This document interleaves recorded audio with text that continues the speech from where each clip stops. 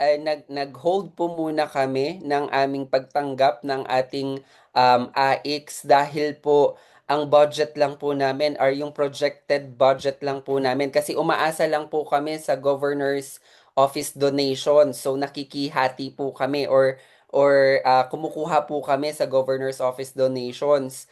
And at ang projected na dapat magasta lang po namin sa buong taon ay 24 million.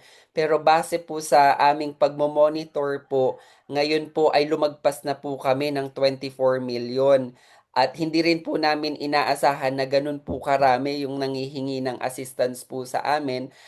Siguro on a positive side, no, at least nalalaman na po nila na mayroon tayong mga serbisyong ganito.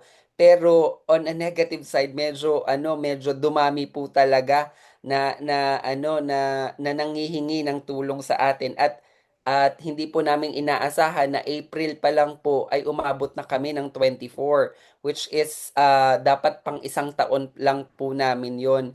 Kaya habang inaantay po namin yung go signal po ni Governor na kung pwede pa namin gamitin yung the rest of the remaining funds under GO donations, ay hinold po muna namin yung pagtanggap ng assistance kasi mahirap naman po kung paasahin din po namin sila, wala na po kaming mapagkukuhanan ng pondo. So ayaw naman din po naming mangyari yon. And at the same time po, nag-propose din po kami ng additional fund or separate fund for AIX po natin under our supplemental budget.